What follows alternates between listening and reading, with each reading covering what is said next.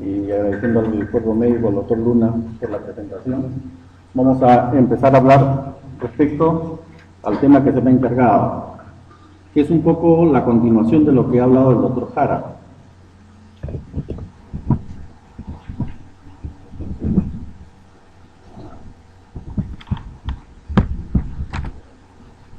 Bien, cuando empezaron a hablar ustedes sobre lo que son trastornos hipertensivos, de lo que es la preeclampsia en general, el doctor Jara seguramente les ha dado las definiciones de lo que es la preeclampsia. Seguramente también les ha mencionado que para nosotros como institución, que manejamos básicamente paciente obstétrica, es un problema institucional y además se extrapola como un problema a nivel nacional, porque está asociado básicamente a lo que es mortalidad materna. Si nosotros revisamos lo que son los indicadores de ENDES a nivel nacional, vamos a ver de que la mortalidad materna en el Perú está relacionada básicamente a lo que son hemorragias, en primer lugar, en segundo lugar, trastornos hipertensivos del embarazo y en tercer lugar, lo que son problemas infecciosos. Sin embargo, si ustedes hacen una disquisición respecto al disgregado de esos datos, van a encontrar que muchos pacientes con trastornos hipertensivos del embarazo, cuya complicación básicamente es el síndrome HELLP, en mayor frecuencia, también están asociados a problemas hemorrágicos. Es decir, muchos de esos pacientes que fallecen por problemas hemorrágicos que constituyen el grueso del primer lugar de mortalidad materna probablemente se deban a trastornos hipertensivos. Y consecuentemente lo que vamos a tener es de que en realidad el primer problema de mortalidad materna en nuestro país son los trastornos hipertensivos. Y es necesario y obligación para todos aquellos profesionales que elaboramos manejando pacientes obstétricas, el de capacitarnos y entrenarnos en el mejor manejo de este tipo de complicación.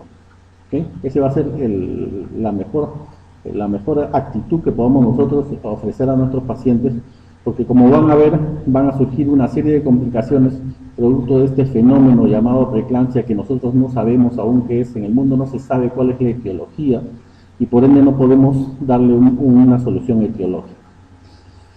Bien, para hablar de trastornos hipertensivos del embarazo, este no es un problema de ahora, es un problema que viene de hace muchos años. La preeclampsia, como los trastornos hipertensivos del embarazo, han cambiado de nombre en el transcurso del tiempo. Hace pocos años se la conocía como toxemia del embarazo, ¿no es cierto? Y así en los años han ido cambiando de nombre. Bien, pero fíjense ustedes que este problema es tan antiguo que ya se encuentra referido en antiguas escrituras en Egipto, en China, miles de años antes de Cristo. Por ejemplo, Hipócrates en el siglo IV antes de Cristo se refirió a la gravedad de las convulsiones durante la gestación. ¿A qué hacía referencia Hipócrates en ese momento? A la presencia de eclampsia en las mujeres gestadas, ¿cierto? Celso en el siglo I, por ejemplo, destacó la asociación entre las convulsiones y la muerte fetal. Entonces ya había una asociación entre lo que son la eclampsia y la mortalidad neonatal.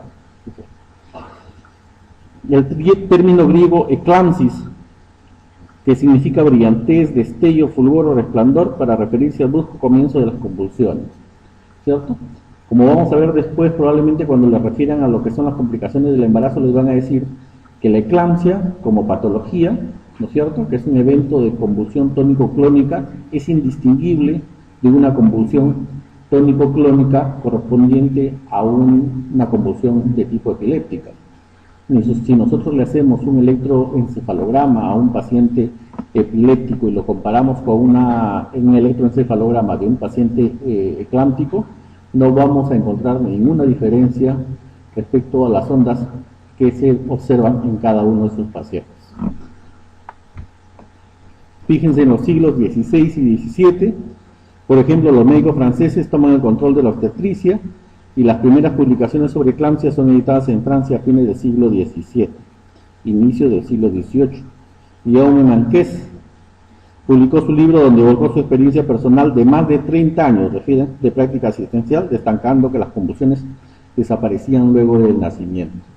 Y es lo que vemos nosotros, pacientes que hacen eclampsia y que después de terminado el embarazo terminan las convulsiones, ¿no es cierto? Es una mujer que no vuelve a convulsionar. Eso nos está hablando de una relación directa entre lo que son convulsiones y embarazo. Ya en los años 1600, François Morisot fue el primero en diferenciar la eclampsia de las convulsiones epilépticas, al asignarlas como una patología propia de la gestación. Acá se hace la primera diferencia. Hasta antes de eso no se podía, por lo menos se confundía básicamente. Acá Morisot lo que hace es una distinción básica entre lo que son convulsiones eclánticas y las convulsiones epilépticas.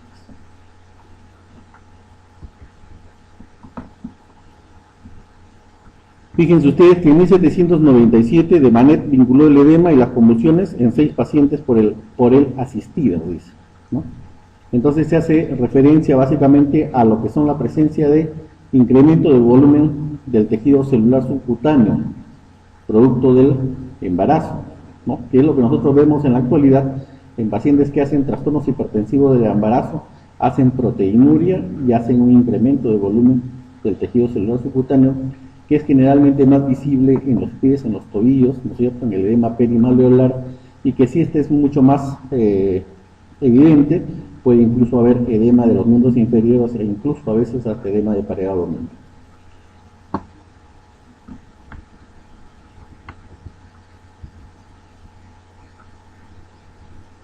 En 1897, Vázquez y Novecourt descubrieron la presencia de hipertensión arterial en las eclánticas. Acá se hace ya una relación entre lo que son las pacientes que convulsionan con un problema de elevación de la presión arterial. En 1903, Cook y Briggs confirmaron que la proteinuria asociada a la hipertensión podían preanunciar la inminencia de convulsiones. Entonces, fíjense ustedes, acá ya se hace una correlación entre lo que es la proteinuria, ¿no es cierto?, la presencia de trastorno hipertensivo del embarazo, con proteinuria, que podría estar relacionado a la presencia de convulsiones. Entonces, en la historia vemos cada vez una relación de publicaciones en las cuales se hizo referencia de esta patología.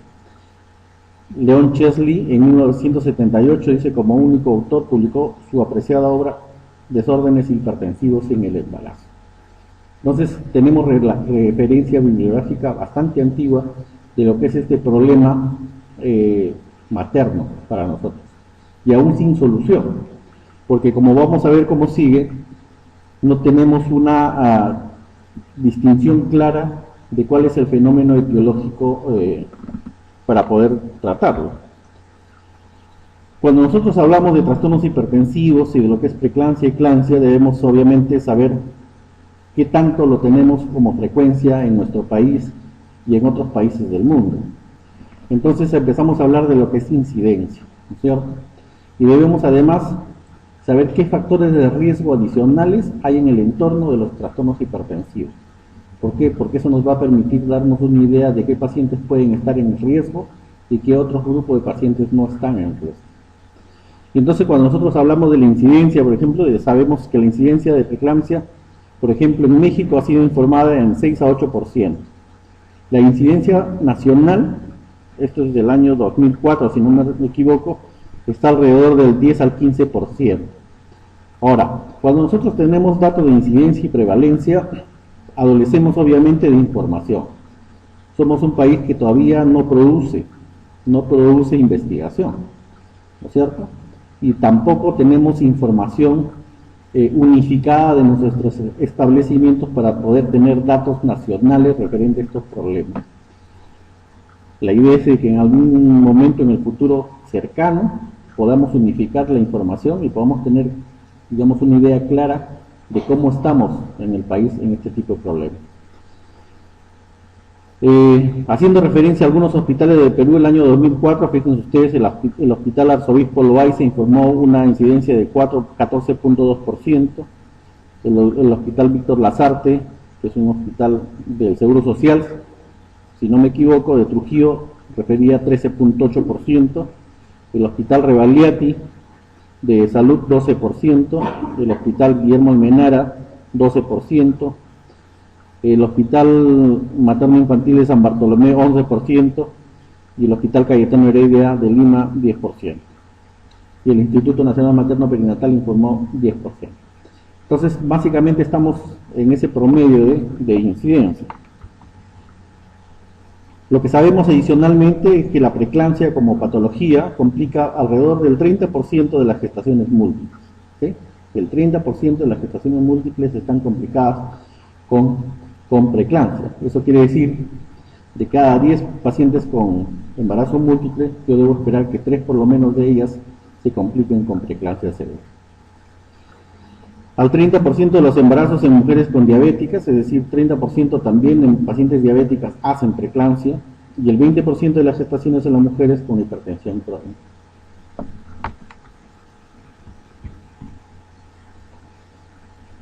Bien, cuando nosotros hablamos de factores de riesgo, se han planteado infinidad de factores de riesgo que podrían estar implicados en la presencia de trastornos hipertensivos del embarazo. Entonces, cuando nosotros hablamos de factores de riesgo individuales, por ejemplo, se dice que las pacientes gestantes que se embarazan a edades muy tempranas son pacientes que tienen alto riesgo de hacer preeclampsia. E igualmente las pacientes que se embarazan al final de su vida reproductiva también tienen alto riesgo de hacer preeclampsia. La hipertensión arterial crónica es otro factor de riesgo. Hace unos años estuvo en nuestro país un médico de Sudáfrica y él nos refería de que ellos tenían una incidencia bastante alta de trastornos hipertensivos del embarazo. Y nos sorprendió a nosotros de sobremanera la cantidad de pacientes que hacían, sobre todo complicaciones como los accidentes vasculares cerebrales de tipo hemorrágico.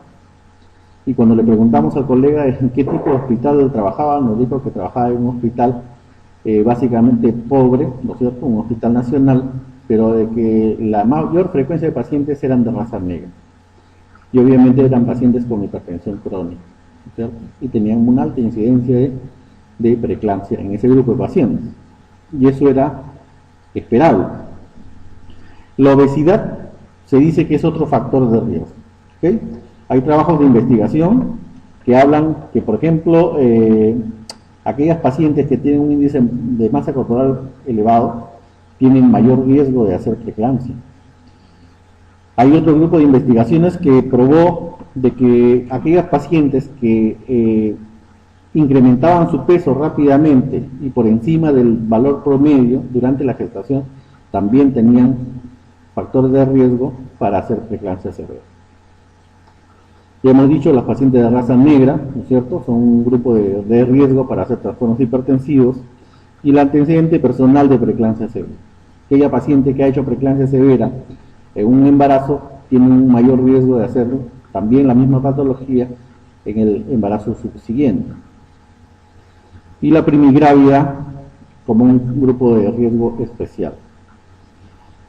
Otro factor de riesgo, los llamados ambientales, como por ejemplo los niveles socioeconómico bajo, nos hace referencia básicamente a que los grupos poblacionales que tienen un nivel económico bajo tienen mayor riesgo de hacer preeclampsia.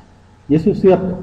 Los países pobres, como el nuestro todavía, tienen mayor incidencia de pacientes con preeclampsia severa o con trastornos hipertensivos.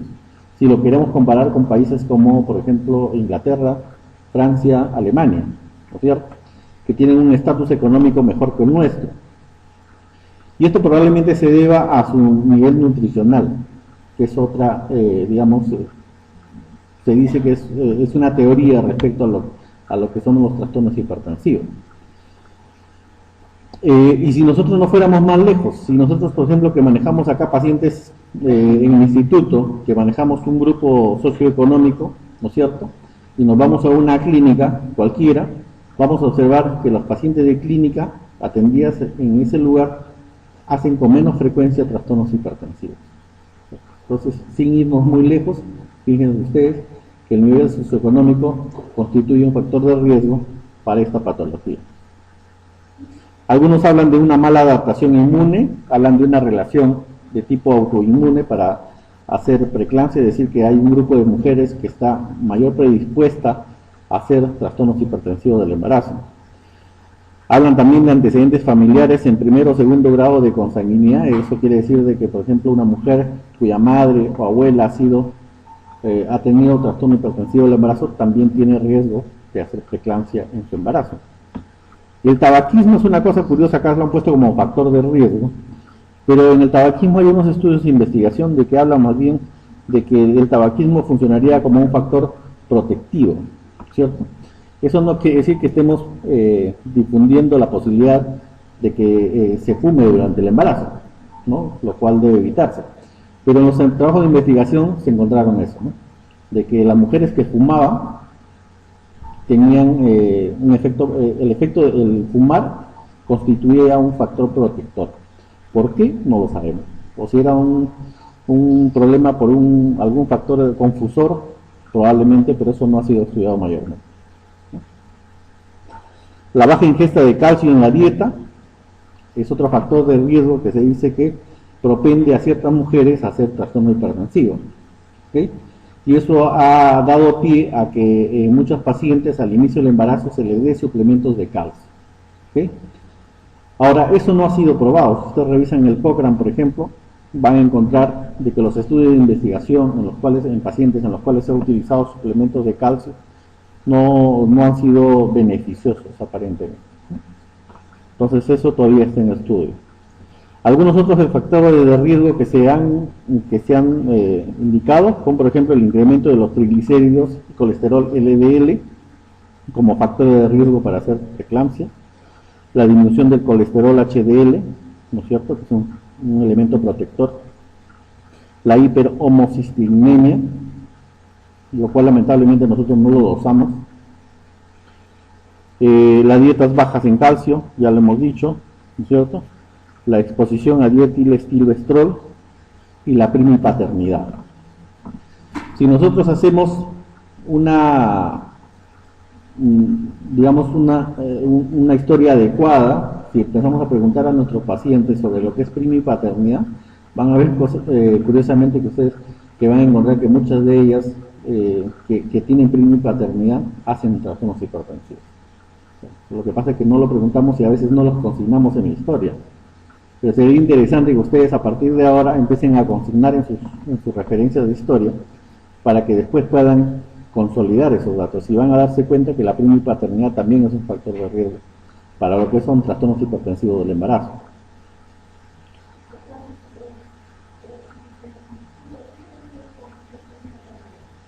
Ya, lo que pasa es que, por ejemplo, hay una mujer cualquiera que tiene en su primer compromiso 2 hijos, ¿ok? Luego por algún motivo el esposo se va, muere, lo que sea, y la señora tiene un nuevo compromiso, ¿ok? En ese nuevo compromiso queda embarazada. Entonces ese es el primer hijo de su segundo compromiso, ¿ok? Al ser de esa forma, esa es primipaternidad para él, ¿cierto? A eso me refiero. Entonces, si ustedes consignan muchas veces mujeres que ya tienen 1 hijo, 2 hijos, 3 hijos y quedan embarazadas del siguiente, ¿cierto? Ese primer hijo tiene mayor riesgo de hacer trastorno hipertensivo.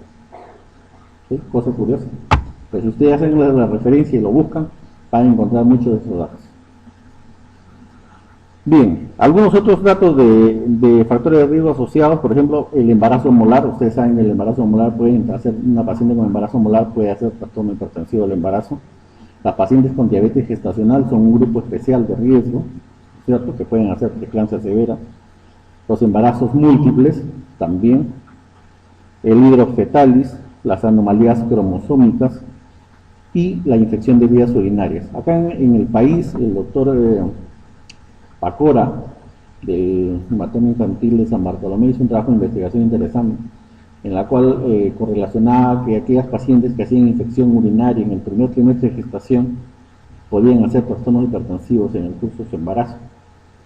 Entonces, hay una relación entre lo que son presencia de infecciones, sobre todo infección urinaria, en el primer trimestre de gestación, y en el futuro poder hacer en su embarazo o al final del embarazo trastornos hipertensivos.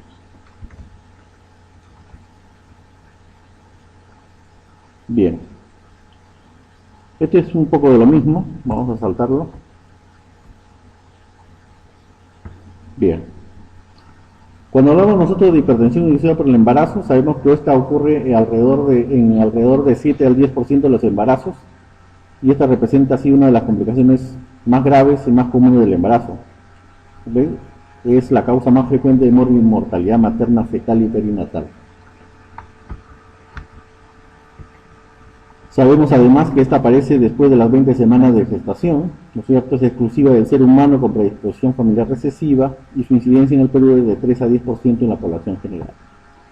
Es mayor en poblaciones menos favorecidas, ya hemos visto cuando hablábamos de factores de riesgo, en pacientes, digamos, con nivel económico más bajo, es mucho más frecuente encontrar pacientes con trastorno hipertensivo que en poblaciones más favorecidas. Y es la tercera causa de muerte materna, acá debe decir la segunda, es una equivocación, y es causa principal de retardo de crecimiento fetal intrauterino. ¿Okay? El trastorno hipertensivo del embarazo está relacionado básicamente con una alteración en el flujo placentario. ¿Okay?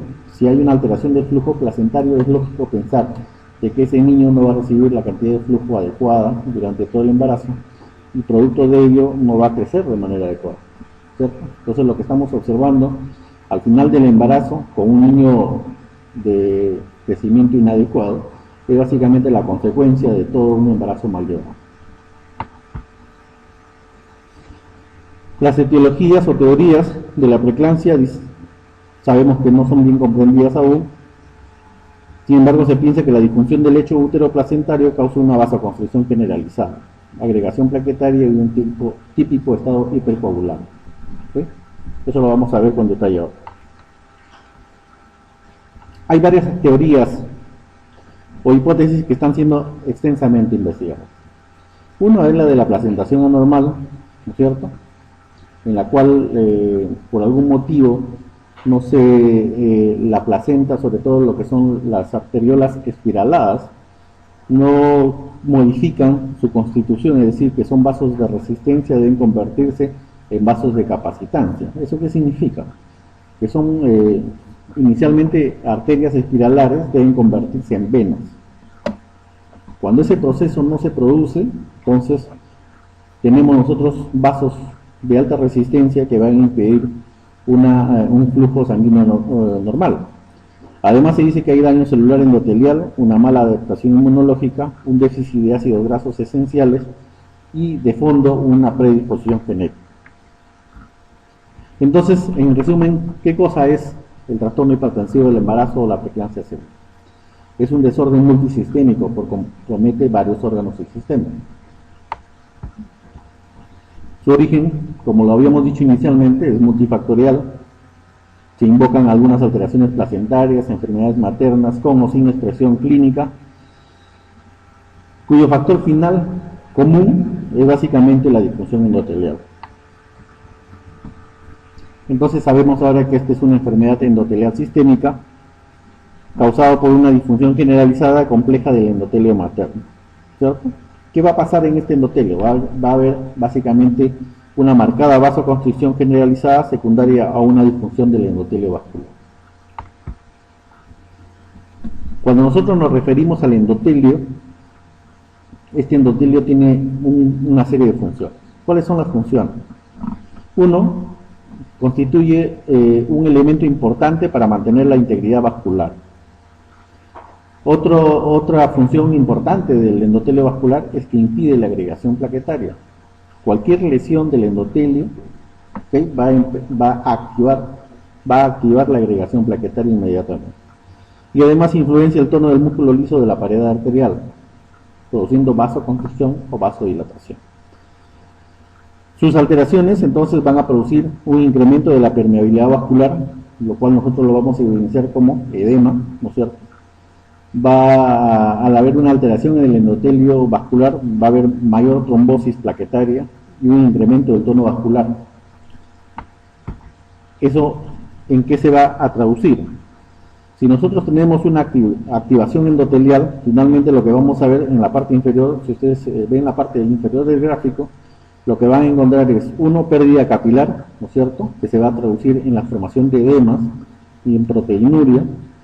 Van a observar una activación de la coagulación que se va a evidenciar como trombocitopenia y van a evidenciar también la presencia de vasoespasmo que se va a manifestar como hipertensión, oliguria, isquemia hepática, desprendimiento prematuro de placenta o convulsiones. cuando nosotros hablamos de una paciente gestante, sabemos que tiene un volumen corporal total, ¿no es cierto? Sabemos además que durante la gestación el volumen corporal total incrementa alrededor de 6 a 9 litros. ¿Okay? Además va a haber un incremento del volumen sanguíneo que va a llegar hasta 40% más de su volumen inicial al final del embarazo. Y va a haber un incremento de la masa eritrocitaria durante el embarazo. Sin embargo, como van a ver en este gráfico, es más el volumen o es más el incremento de volumen total que el volumen eritrocitario. Y es por ello que al final del embarazo podemos tener una paciente que tiene una anemia, ¿no es cierto?, entre comillas, producto de esa hemodilución que se observa en la mujer gestante al final del embarazo. Esta hemodilución fisiológica va a producir una disminución de la viscosidad sanguínea. ¿Y para qué sirve esa hemodilución? Para mejorar la perfusión, ¿no es cierto?, a nivel intravascular. Y si mejora la perfusión a nivel intravascular, obviamente va a haber una mejor perfusión a nivel placentario. Sabemos además que va a haber una retención de sodio. Si hay una retención de volumen de agua, también obviamente debe haber una retención de sodio, ¿no es cierto? Va a aumentar la carga filtrada de sodio y su reabsorción tubular, y algunas hormonas de tipo natriurética se van a incrementar durante este lapso. Se va a aumentar también el sistema de angiotensina, sistema renina-angiotensina, que va a promover la reabsorción de sal. Cuando nosotros hablamos o vemos una paciente con preeclampsia, lo que estamos viendo básicamente es la expansión inadecuada de volumen sanguíneo, ¿okay?, que va a estar asociada con un alto riesgo de retardo de crecimiento intrauterino, la presencia de desprendimiento prematuro de placenta, la presencia de oligoamnios e hipertensión inducida por el embarazo. Acá el volumen 9% está en un 9% más bajo, el nivel de hemoglobina va a estar elevado, por eso que ustedes cuando toman un control de hematocrito en una paciente con preeclampsia pueden encontrar el hematocrito incrementado. ¿Okay? ¿Y eso qué significa? Básicamente la presencia de hemoconcentración, ¿cierto? La presencia de hemoconcentración. Es típico ver a una paciente con sobrecarga de volumen total, es decir, edematizada, ¿cierto?, totalmente edematizada, pero si ustedes hacen una evaluación de las mucosas y le preguntan a la paciente si tiene sed, la paciente le va a decir que sí. Es decir, tienen una gran ganancia de volumen, la cual está distribuida básicamente en tejido celular subcutáneo, pero una poca cantidad de volumen intravascular. ¿Sí? Una poca cantidad de volumen intravascular. Entonces, obviamente, vamos a tener una paciente con hipovolemia, más hemoconcentración y, obviamente, mayor hiperviscosidad. Y habíamos visto que una función del endotelio, ¿no es cierto?, y el incremento de volumen era para mejorar el flujo placentario. Si nosotros tenemos mayor viscosidad, obviamente eso va a ir en detrimento de un adecuado flujo placentario, ¿no es cierto? En la preeclampsia vamos a observar también algunos fenómenos adicionales, como la pérdida de resistencia vascular a agentes vasoactivos, la presencia de vasoconstricción, una disminución del volumen intravascular, que van a generar básicamente todos los eventos que nosotros observamos.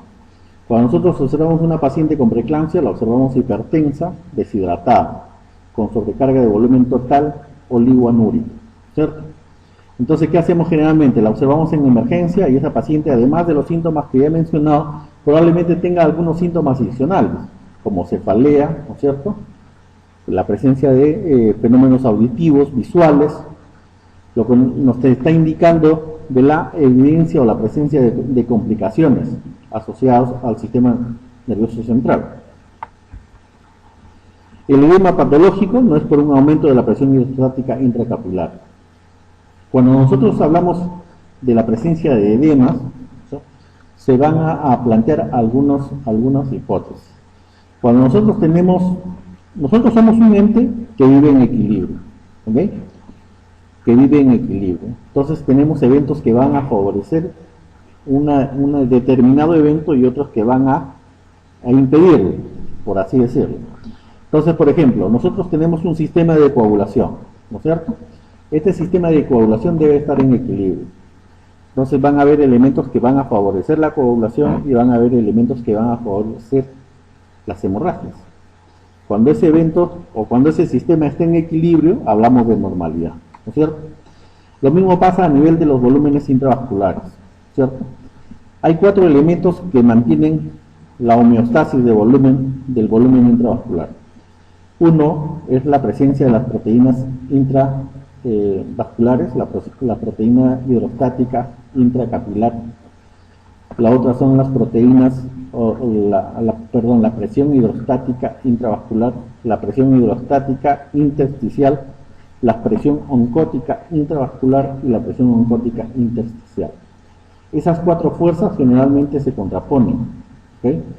Y el equilibrio hace de que no haya salida de volumen intravascular hacia el intersticio ni del intersticio al intravascular. Antes se decía que ese movimiento neto era cero, pero en la naturaleza no hay nada que esté estático. Por lo tanto, nosotros sabemos ahora de que hay una salida de líquido al intersticio y después del intersticio regresa al intravascular, manteniendo un equilibrio. Sin embargo, en la mujer gestante, ¿qué es lo que pasa? Empieza a perder proteínas, ¿no es cierto?, por la orina. Al perder proteínas por la orina, la presión oncótica intravascular disminuye, favoreciendo la salida del líquido al intersticio. Entonces, eso produce generalmente los edemas, ¿okay? Y una caída del volumen sanguíneo. Cuando nosotros nos referimos a la presión arterial y el volumen minuto cardíaco en el embarazo normal, sabemos que durante el embarazo desciende en el primer y segundo trimestre y vuelve a incrementar cerca del término del embarazo.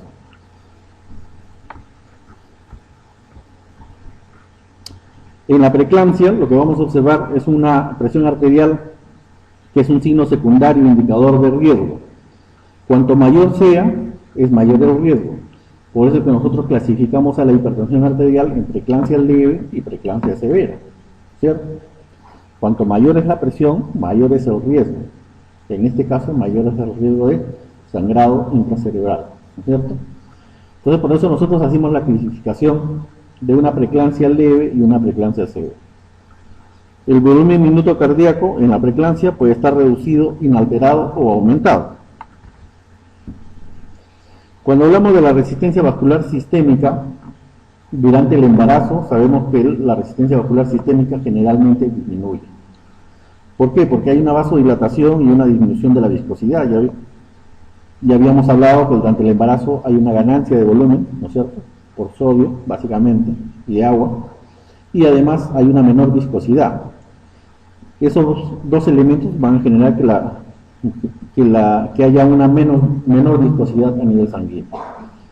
Además hay una hemodilución, ya habíamos dicho, hay un descenso de la presión arterial y la postcarga, hay un aumento del volumen minuto cardíaco, hay un descenso del tono venoso, se van a activar mecanismos de retención de líquidos y va a haber una retención de volumen que aumenta la precarga y el volumen sistólico. En la preeclampsia, ¿qué observamos? Básicamente vasoespasmo sistémico, y eso va a propender básicamente a la presencia de hipertensión. Cuando hablamos de cambios que producen vasodilatación en el embarazo normal, decimos nosotros que hay elementos que van a aumentar esta vasodilatación. Por ejemplo, la presencia de la prostaciclina y su relación con el tromboxano A2. La resistencia vascular angiotensina 2 tiene una acción vasodilatadora e inhibidora de la agregación plaquetaria de prostaglandina sobre efecto de vasoconstrictores y promotores de agregación plaquetaria del tromboxano A2. Acá también vamos a ver otro elemento importante, que es la presencia del equilibrio entre lo que son elementos vasoconstrictores y vasodilatadores. ¿Quiénes son los elementos que van a contribuir básicamente a la presencia de vasodilatación? Son básicamente las citoquinas, proteínas fijadores, factores de crecimiento. Estos van a generar vasodilatación inducida por estrógenos, por aumento de actividad de óxido nítrico sintetasa dependiente de calcio, que es otro elemento vasodilatador. Además sabemos que hay una baja presión de perfusión por liberación de sustancias vasoactivas y desarrollo normal de velocidades, y algunos elementos que poseen la capacidad de generar óxido nítrico básicamente van a inhibir la acción de vasoconstrictores, como el tromboxano 2, que es un elemento vasoconstrictor importante y además un elemento que favorece la agregación plaquetaria. Va a mantener un bajo tono vascular de vasos fetoplacentarios y su principal estímulo son las fuerzas hidrodinámicas. El óxido nítrico, además, sabemos que estimula la producción de prostaciclina. La prostaciclina es un elemento vasodilatador y además impide la agregación plaquetaria. Entonces vamos a ver que ya se van vislumbrando dos elementos importantes para el rompimiento de ese equilibrio en lo que son trastornos hipertensivos del embarazo. Por un lado está la prostaciclina y por el otro lado el tromboxano 2.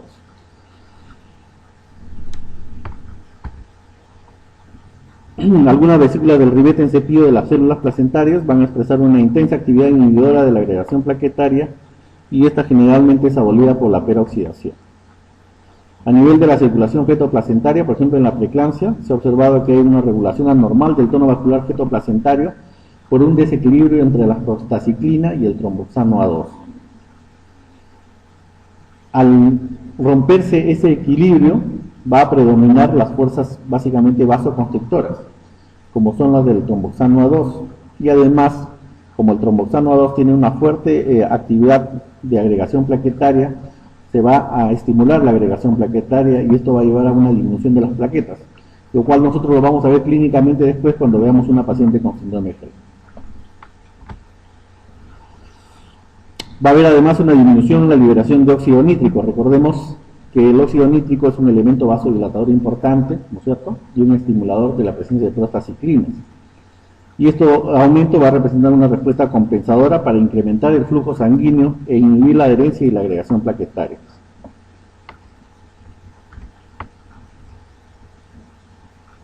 A nivel endocrino, en la preeclampsia, sabemos que hay una disminución del sistema renina-angiotensina, aldosterona. Va a haber una elevación del péptido natriurético atrial, que es un vasodilatador, y además va a haber una hormona la hormona liberadora de corticotropina incrementada. Cuando hablamos de los mecanismos fisiopatológicos, sabemos que en el desarrollo de la preeclampsia se va a iniciar una pérdida de la resistencia vascular a los agentes vasoactivos seguidos de vasoconstricción. Ya hemos visto algunos elementos importantes, el predominio del tromboxano 2, que es un potente vasoconstrictor. Va a haber también inductores de resistencia vascular y vasoconstricción, lo cual hablábamos del desequilibrio funcional entre los vasodilatadores y vasoconstrictores. Esto es un gráfico que permite por lo menos darles una idea de cómo se produce este evento. El tromboxano 2, ya habíamos dicho, es un principal producto de la ciclooxigenasa del ácido araquidónico en las plaquetas y trofoblasto, es un vasoconstrictor potente y estimula la agregación plaquetaria, ¿sí? Mientras que la prostaciclina, su oponente o su contrario, es un principal producto de las COX de células endoteliales y la corteza renal, que es un vasodilatador potente que inhibe la agregación plaquetaria. Estos dos elementos deben estar en un equilibrio en una mujer normal. Sin embargo, en trastornos hipertensivos, este equilibrio está roto. Y cuando se rompe el equilibrio, se presenta la preeclampsia, como vemos en el gráfico. Este gráfico es lo mismo que el anterior, pero fíjense ustedes en el elemento que ustedes tienen a su derecha. Lo que quiere afirmar ese gráfico es básicamente la presencia de esa ruptura del equilibrio, en la cual va a haber un predominio de los elementos vasoconstrictores sobre los elementos vasodilatadores. Entonces sabemos nosotros que va a haber lesión de células endoteliales, ¿no es cierto? Va a haber una ausencia de la estimulación normal del sistema renina-angiotensina-aldosterona, va a haber una producción y actividad deficiente de prostaglandinas vasodilatadores y va a haber un aumento de la sensibilidad vascular a la angiotensina 2 y a la noradrenalina. Este aumento en el cociente de tromboxina A2 o tromboxano A2 sobre prostaciclina va a producir finalmente estos eventos. Una destrucción selectiva de las plaquetas, ¿okay? Vamos a tener menor cantidad de plaquetas. Eso se va a traducir cuando ustedes vean un paciente con síndrome de Hell trombocitopenia. Se va a traducir como hemólisis microangiopática, ¿okay? Los glóbulos rojos explotan, y es lo que vemos en el síndrome de Hell. Va a haber además una reducción del flujo sanguíneo útero-placentario, va a haber trombosis de arterias espirales e infarto en la placenta. Si ustedes le hacen o verifican un estudio de la anatomía patológica de su paciente con preeclampsia, van a ver muchos de estos cambios anatomopatológicos en su placenta. Van a haber además mecanismos responsables del aumento de prostaciclinas, como aumento de la actividad fosfolipasa 2, las lipoproteínas o peróxido lipídico. Sabemos además que las prostaglandinas vasodilatadoras operan en situaciones de amenaza de la perfusión tisular, ¿cierto? Es un mecanismo de rescate en realidad. Su liberación es consecuencia de agregación plaquetaria, producción de trombina para prevenir agravación de lesiones vasculares. Eso quiere decir de que en este evento va a tratar de liberarse una mayor cantidad de prostaglandina. Y finalmente sabemos nosotros que hay una disfunción de las células endoteliales que están íntimamente relacionadas a la patogenia, ¿no es cierto? ¿Esto por qué está avalado? Uno, por los niveles aumentados de antígenos relacionados con factor 8, fibronectina total y celular, la presencia de trombomodulina y la actividad del factor de crecimiento. Otra evidencia que avala la disfunción de células endoteliales es la alteración del balance entre las prostaciclinas y tromboxano A2. Y las evidencias morfológicas que tenemos nosotros es la presencia de la endoteliosis glomerular y las alteraciones del lecho placentario y los vasos uterinos.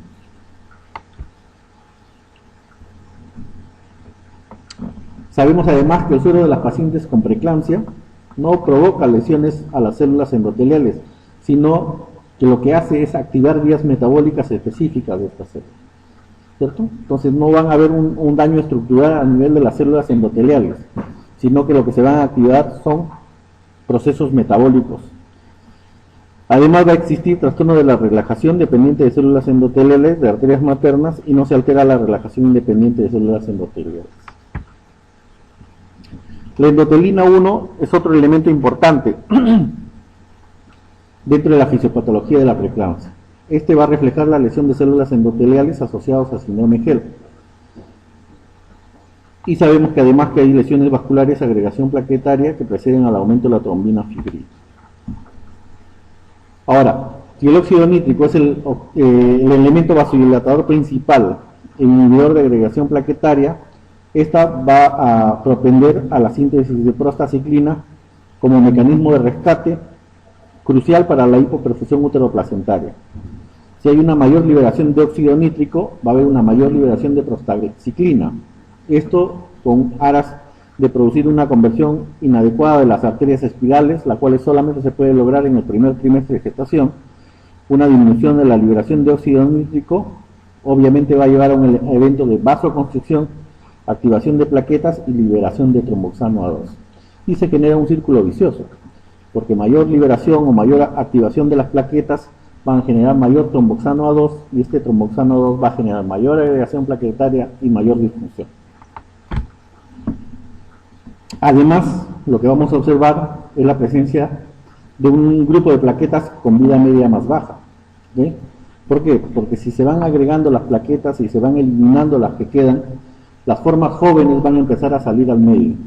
Y al salir las formas jóvenes, obviamente, la capacidad de estas formas jóvenes de plaquetas, que son generalmente macroplaquetas, no tienen la misma funcionalidad que las plaquetas normales.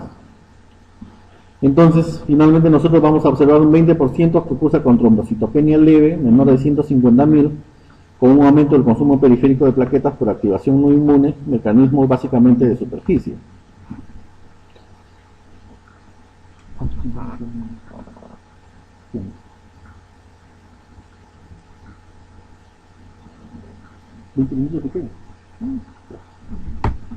Muy bien. Entonces, nosotros sabemos que durante la preeclampsia hay eventos de isquemia placentaria, ¿no es cierto?, y placentación anormal. ¿Cuáles van a ser los argumentos que apoyan este evento? Uno, es la hipertensión. En el embarazo es más común en pacientes con gestaciones múltiples, ¿no es cierto?, es decir, múltiples placentas. Ocurre durante embarazos molares, ya habíamos dicho, cuando hay un trofoblasto excesivo y es aliviado con la expulsión de la placenta. El único tratamiento para la preeclampsia es la eliminación de la placenta, es decir, interrumpir el embarazo para expulsar la placenta, ¿no es cierto? Y lo otro es que ocurre en pacientes con embarazo abdominal, lo cual excluye la importancia de factores residuales. Esos tres elementos favorecen básicamente a la isquemia placentaria y la placentación anormal como factores importantes para la preeclampsia. Este es un gráfico que permite resumir todo lo que habíamos hablado, ¿no es cierto? Inicialmente, el fenómeno inicial es la disfunción endotelial seguido de una disminución de las prostaciclinas, una alteración en la síntesis de plaquetas, alteración en la agregación plaquetaria, liberación de serotonina con mayor presencia de tromboxano A2, que va a generar la presencia de vasoconstricción, microangiopatía y trombosis. Y por otro lado, una alteración en lo que es el sistema de retículo, sistema renina-angiotensina-aldosterona local, con una disminución en la sensibilidad de la angiotensina 2 y la presencia de vasoconstricción sistémica. Esto va a generar básicamente aumento de la presión arterial sistémica y de flujo útero-placentario, ¿cierto? Y finalmente tenemos lo que es la hipertensión inducida por el embarazo con presencia de proteína. Esto ya lo habíamos visto inicialmente. El embarazo normal, hay un equilibrio entre los elementos vasoconstrictores y los elementos vasodilatadores, ¿cierto? Sin embargo, en la preeclampsia va a haber un desequilibrio entre esos elementos con una predominancia de los elementos vasoconstrictores. Elementos vasoconstrictores que van a generar una agregación plaquetaria, un incremento de la agregación plaquetaria, una mayor actividad uterina y una disminución en el flujo sanguíneo útero-placentario. ¿Quién es el responsable de este evento? La presencia de tromboxano A2.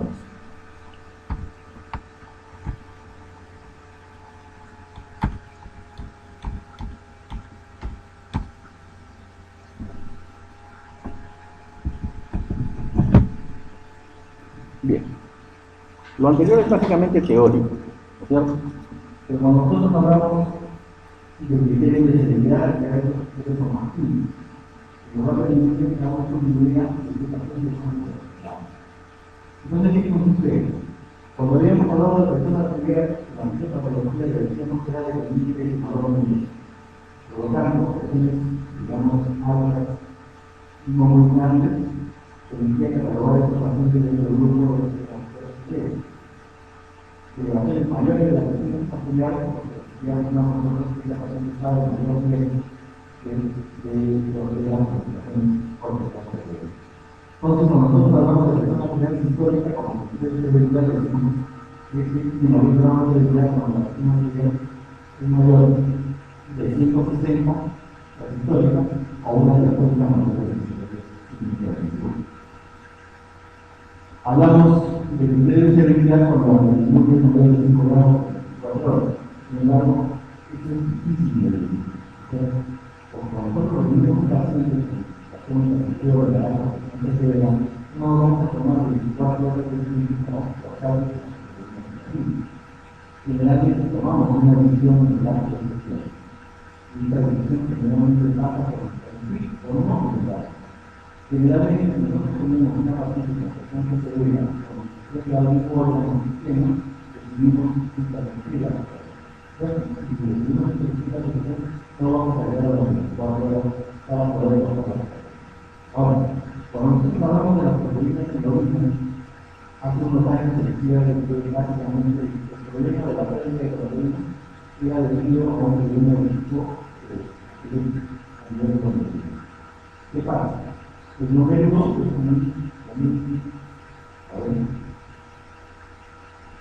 a causa generalmente ustedes en casa, hacemos capacitar de la proteína, ustedes tienen el controlador de ver por dentro, a veces es una forma de separar a veces estimular de la otra. Ustedes ven el glomérulo, van a ver la cápsula de agua y la intensidad. Cada cuerpo que debe ser un controlador es un controlador horizontal. Este cuerpo molecular tiene una marca que se llama intensidad. La proteína más frecuente o más importante en el cuerpo es la albúmina. Y la albúmina tiene una frecuencia. Por lo tanto, la albúmina puede tener diferentes tamaños y es muy pequeña, por eso es causal el cuerpo molecular. Pero no lo hace porque hay una carga negativa de la carga el cuerpo molecular impide la carga. Carga negativa es la forma. Sin embargo, se dice que en la resonancia hay una reducción de la carga electromagnética. para ser positiva. La ser positiva, la probabilidad que tienen fue la cabeza del cerebro. Esto es lo que hay en la normal. Sin embargo, hay algunos estudios que ahora ya en el año 2007 que se está dotando de algunos intereses elementos tecnológicos, por ejemplo, elementos que forman el código molecular. Este código molecular se tiene en cuenta en la misma estación de los objetos, lo que significa es que el código molecular por algún motivo se debe existir. Entonces, si nosotros hablamos de un fenómeno fisiológico altamente, ahora estamos hablando de probablemente similar a un fenómeno molecular.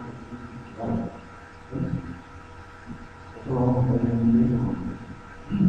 Sin embargo, lo que estamos buscando es un ciclo en la cual hay encontrado que el estudio de pacientes que han tocado por el 5% de las pacientes que tenían procesos de movilidad, el 5% es hospitales. Entonces, estamos diciendo un elemento valor preventivo positivo para la vida. Esto está presente en estudios porque obviamente se ve con los hospitales de los hospitales. Y también la referencia de los estudios o los pacientes que son por los estudios que vamos a verlos para referenciar la institución. Lo cual nos está evidenciando un grupo de probablemente agradable en la ciudad. Bien. Obviamente puede tener un volumen, no puede tener un volumen. Tenemos que preparar con normal para que se incrementa el volumen, aumenta la masa universitaria, pero como aumenta más el volumen, a veces había generalmente una evolución. Sin embargo, en la técnica comercial se debe hacer lo contrario, es comunicación. ¿Por qué? Porque como tiene proteínas en el agua, el agua lo pierde, básicamente a los que esta paciente va a tener como comunicar.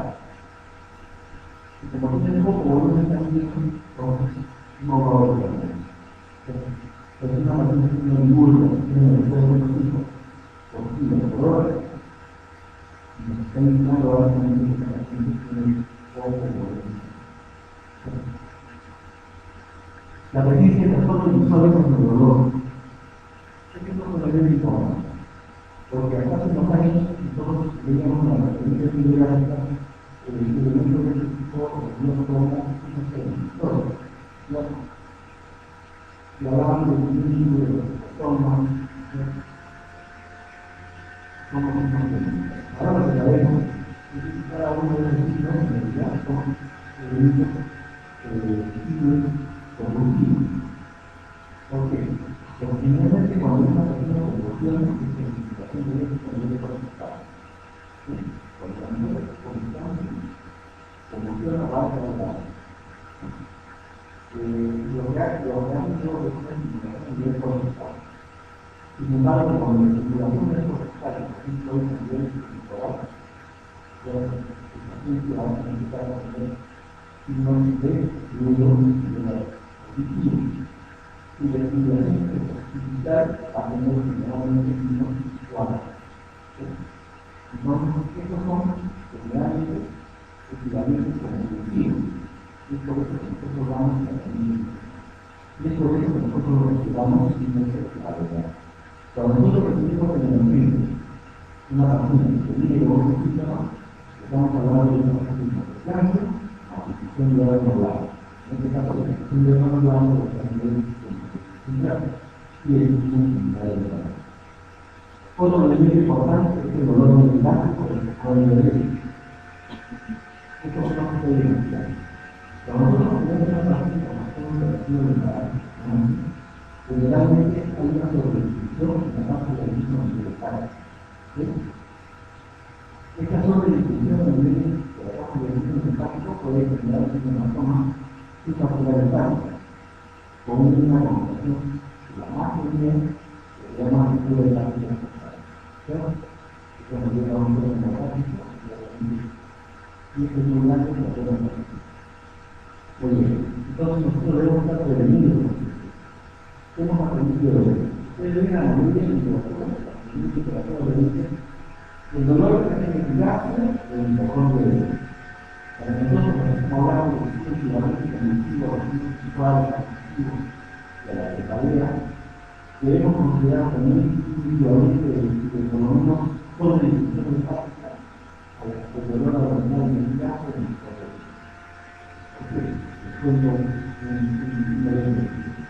así nos va a decir un paciente, un poco de emergencia, esa paciente de institución de emergencia ofrece dolor lumbar, es decir, dolor a nivel importante para que no se dolores, que estamos en la pasada de la última posición de la mano, en la última sería de tener un dolor a nivel importante de dolores. No le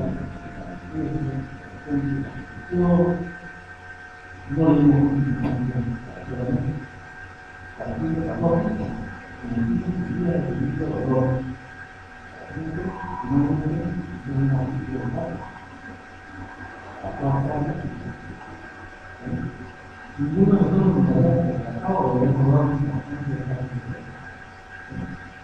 Hizo la menor porque la cultura de práctica había sido diferente en el sector. Pero la gente nos estuvo hablando de los tiempos estaba muy la mayoría de todo esto es un dolor que tiene que estar, que tiene que estar siempre la fiesta, pero luego estar en una situación exterior que es considerado un signo de riesgo de actividad. Pero debemos estar atentos. La mayoría de las cosas no es importante, todo es igual. No, es dolor de plástico, inmediatamente. El equivalente mínimo de la población. El equivalente más pequeño de la sociedad. Entonces, tenemos que demostrar que estamos dando importancia nosotros a los signos equivalentes conjuntivos, también los signos de los signos de la importancia de cada uno de los síntomas, que es un signo equivalente conjuntivo. La paciente de los protege, ella nos encontramos en la segunda parte psicológica de la patología, hay una mayor relación cerebral, hay una mayor discriminación de los procesos, una relación de forma joven, más lógica, que van a terminar en el. Entonces, la presencia de todos los protege a nosotros es de una situación de espíritu y su constitución de pasos con todos los pasos.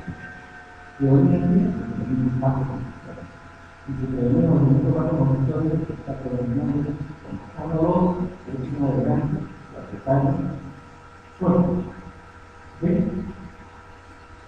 Vamos a tener también la presencia de la medicina elevada. Esto no es esta institución medicinal. Podemos además con el protestante, el valor de la medicina normal no es la misma que el valor de la medicina normal de una mujer constante. La mujer protestante, el valor de la medicina normal es un consultor.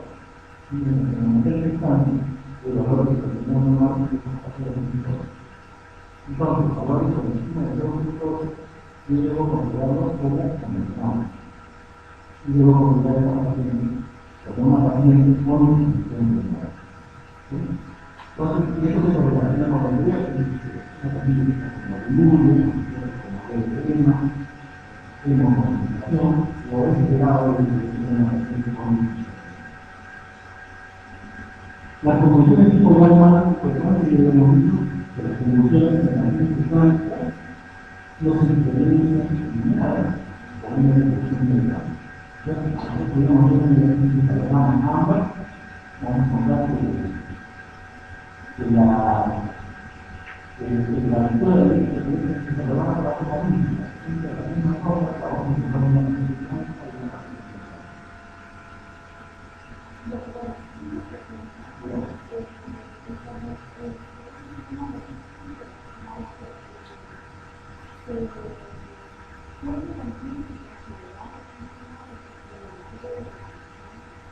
No, lo que pasa es que la sociedad, como dijo el doctor, pero el destino de la casa no se pone a hacer un monitoreo de la sociedad. No, realmente conjuntivo, pero realmente que son las tareas de cuál la clase también, como dolor, el dolor de todo, como el equivalente del sector de distribución A, el sector de distribución.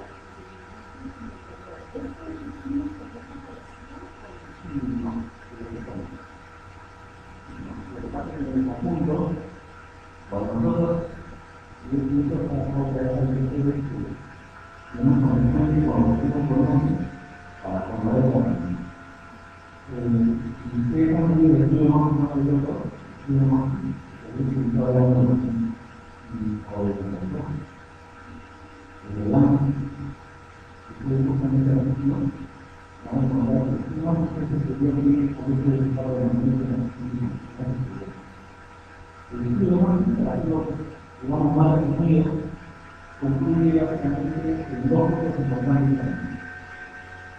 Un punto importante es que el lenguaje de los convulsionales para la resolución cuántica es el principal. Es la primera conclusión de la. La otra conclusión es el mejor posible. Entonces, ahora sí, después de lo que antes se no tenga síntomas visuales, auditivos, solamente que tengan que ver al rey de buscar el yo para porque es el mejor posible. La presentación.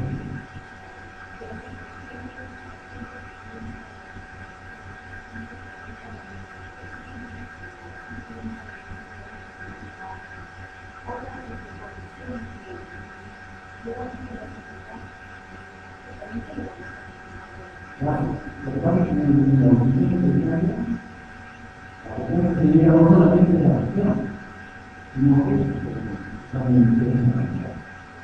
Si el paciente tiene dos o más de intervención, uno más de procedimiento, que es la primera de ver, y viene más tarde en la acción. Entonces la definición no solamente es de la acción. Nosotros por eso dicen que tiene de seguridad.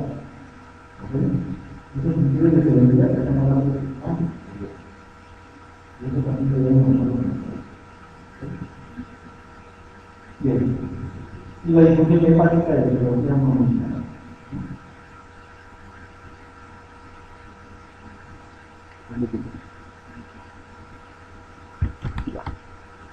Muy bien. La otra presencia, el otro elemento es el edema pulmonar. Así como hay un incremento de volumen a nivel de especie de la justamente también puede haber edema pulmonar. Nosotros en la práctica hemos visto muy poco edema pulmonar en pacientes hospitales. Esto no quiere decir que no hay. Lo que pasa es que nosotros generalmente lo que relacionamos es una placa de verdad. Es una placa de verdad que es muy difícil poder definir de la placa de volumen. Para la práctica de volumen. No tenemos mucho de eso, pero necesitamos cosas increíbles. Pero lo que se puede presentar es claro. Ahora, cuando nosotros hablamos de edema pulmonar, generalmente lo asociamos a la sobrehidratación. Y en eso se quisiera decir. Nosotros recibimos pacientes de provincias y gran cantidad. Fíjense que para el año 2003, la mayor cantidad de pacientes que eran de edema inicial. Más del 75% de los pacientes eran de edema inicial. Solamente el 25% correspondía a pacientes de edema inicial. Generalmente de edad de edema. A partir de los 2010 nos constituimos el resultado de la prevención de la enfermedad. Esto que significó que recibíamos pacientes de todo el país. Y ahora en los espacios de la UCI se van a encontrar que la mitad de los pacientes están internados en la UCI, generalmente son de no medicado y casi de no medicado. Y la mitad de los pacientes vienen de ¿y qué pasa con los pacientes que vienen de generalmente los programas son pacientes que no necesitan medicación general. ¿Por qué? Porque son pacientes que no sirven de verdad por favor. Ustedes saben que en la fisiopatología, la paciente generalmente tiene una garganta de dolor bloqueado pero de paso a lo que más se corresponde, que es el límite de la ciudad. Esta patente, cada cocina de agua, está creciendo. Entonces, lo que es lo que ustedes es un video de cambio. Cuando algunos de los colegas de área de la economía van a ver el tratamiento de los hechos más que se distingue en tres pilares. Uno biológico, los tratamientos intensivos y los científicos. La tuya será de los dos es tan importante como las otras dos. ¿Por qué? Porque ustedes ven nada más en información. Cuando llegan a la región de Sevilla, que es el paciente, la contribución de la persona, ustedes se ponen muy bien, y van a ver que la persona necesita de saber los síntomas que tienen la persona. Y la persona. Entonces, la ciudad de la que es el síntoma más importante. Pero ahí vienen los temores, los que dicen por ahí, no le falta mucho volumen, porque la paciente se funciona. Entonces, si le falta un líquido y la hay más clara, pero no coordinando lo que debe, lo que hace es más daño personal, más pérdida de volumen, más hipertensión, más falla renal, entonces, cuando viene acá a hospital, ya viene un poco más. Y a veces tiene más de la entonces, por ahí siempre le tenemos que hacer poco de la cuánto de la entonces, generalmente, lo que yo le digo es un tema de viajar a una actividad. La vez obviamente, yo tenía que preguntar a los pacientes que tenían que salir a la ciudad. Y yo he explicado que vamos a ver si un algún tipo de patología cardiovascular que beneficia de la los niveles que nosotros manejamos son precisamente niveles que tienen grados de crecimiento. Y los mujeres que finalmente manejan muy bien la probabilidad. Y cuando estamos con un volumen, lo más que le da es un volumen no se funciona. Ahora obviamente se ve el volumen ¿cómo se preparamos? Primero, a ese paciente, mejor el volumen, pero vamos a poner un partido de claro. Entonces, yo les digo que la televisión. Quiero dominar más de 30 minutos por hora, que un minuto por hora, que yo quiero otra forma de vigilar el problema por el conjunto de mujeres. Si usted es más de 90, puede tratar la vida para que se va a la la pregunta más importante es la que yo hago en mi camino. Pasa un poco de vida. ¿Y qué concepto? Más bonito. Y si yo quiero evitarme, intentar tener una posibilidad de una forma más puedo lo hacer. Si yo empiezo a evitar la persona, me va a conocer de esta manera.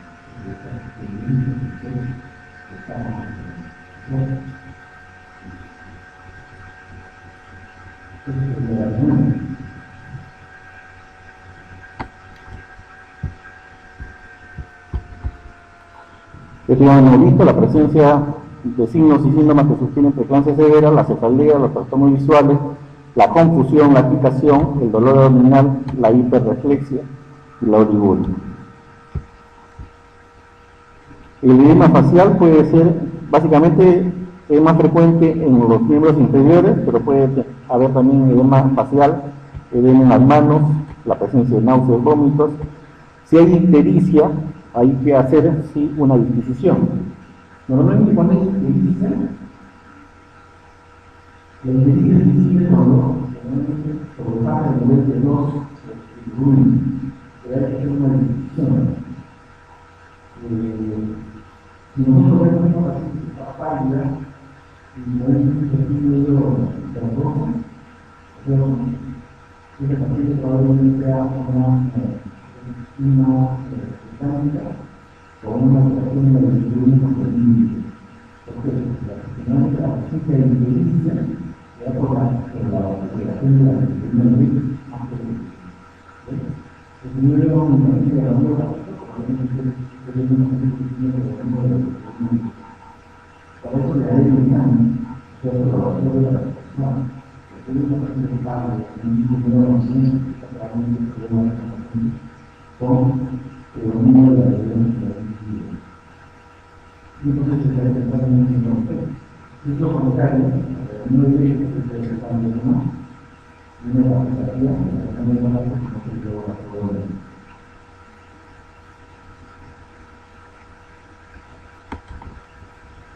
Y la trombocitopenia, como habíamos visto, ¿no es cierto? Sí.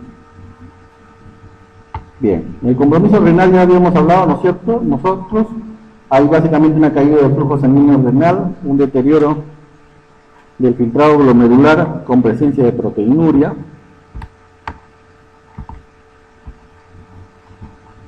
Debemos afirmar, por lo dicho anteriormente, que los diuréticos deben estar contraindicados en este grupo de pacientes, ¿cierto?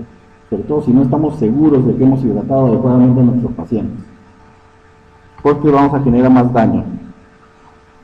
Generalmente en los pacientes con preeclampsia vamos a tener pacientes con hemoconcentración, va a haber hipovolemia arterial efectiva, las presiones capilares pulmonares bajas, un aumento de la resistencia vascular y una disminución del flujo útero-placental.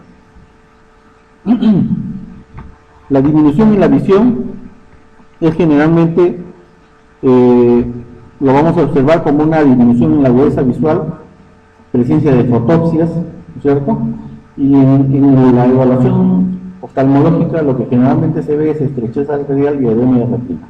Felizmente estos eventos son temporales, con una recuperación completa de la visión. En el lado más extremo puede haber desprendimiento de la retina, ¿cierto?, cuyo síntoma es pérdida parcial de la visión o amaurosis monoocular. En el otro es generalmente la pérdida de la visión.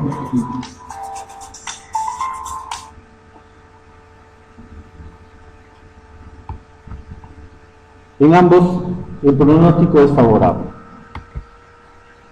A nivel hemodinámico, sabemos que la presión en cuña pulmonar está disminuida. La presión en cuña pulmonar es el equivalente de la presión venosa central.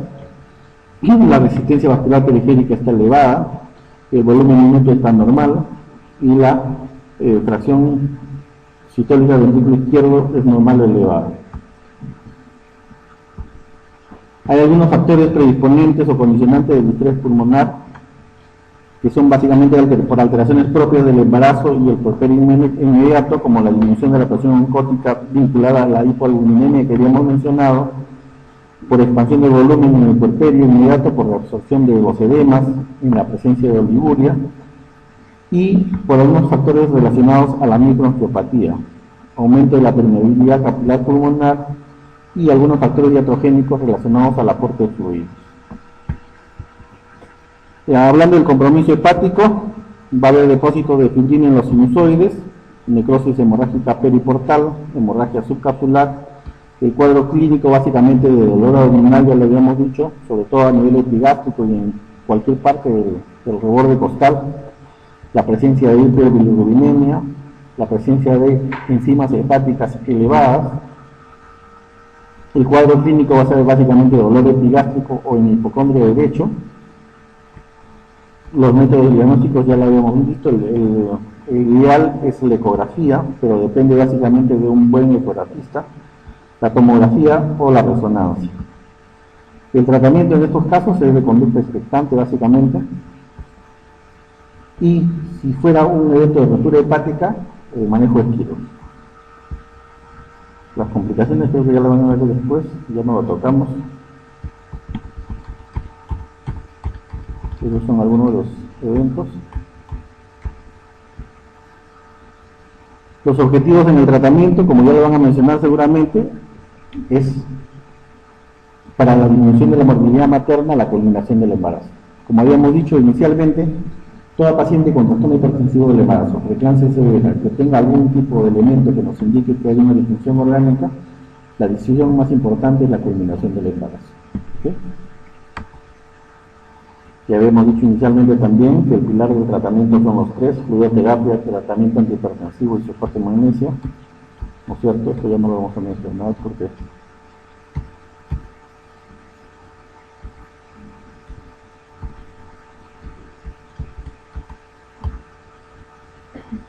en el manejo La decisión más importante es culminar el embarazo, la hospitalización en un área crítica, la monitorización materna, la fluidoterapia, el tratamiento antihipertensivo y los sulfatos manos. Estos son algunos gráficos que creo que lo mencionó también el doctor Jara para que vean ustedes cómo es la característica del grupo de pacientes que ingresan o que son admitidas a la unidad de cuidados intensivos maternos. El año 2010 tuvimos 20.301 casos obstétricos, de los cuales en la UCI ingresadas en ese año 2010 fueron 314 pacientes, en los cuales el diagnóstico más frecuente fue preeclampsia severa, ¿no? 54.46%. Fíjense ustedes que más de la mitad de los pacientes ingresados en esa época correspondían a preeclampsia severa. Esto es lo mismo, fíjense ustedes, preeclampsia severa fue el diagnóstico más frecuente. Acá un poco para que vean ustedes cómo es la distribución de los casos a través de los años, del año 99 hasta el 2010. Principalmente la causa más frecuente de ingreso a la unidad son los trastornos hipertensivos del embarazo. Y este es un flujograma que no se ve muy bien, pero que lo que trata de decirles es una cosa. Si ustedes lo van a tener, creo, lo vamos a poner para que ustedes lo tengan. Ustedes revisan que cada momento ustedes lo únicamente quieren llegar. Cuando nosotros hablamos de preeclampsia severa, y tenemos nuestro programa de acción en este grupo de pacientes, la verdad es que esta persona no está dentro de este nivel de decisión. Para nosotros, la preeclampsia severa es un órgano que debe eliminar el embarazo independientemente de la edad de la persona que sea. Ustedes buscan la experiencia de yo la actualmente va a encontrar y la paciente tiene un número de mensuales con la gestación, si tiene mayores de 4 semanas, que no hay dilatar. Para nosotros, la edad de esta semana no constituye ningún nivel de decisión en esto. Eso significa que para nosotros se debe combinar el embarazo independientemente de la edad de esta semana.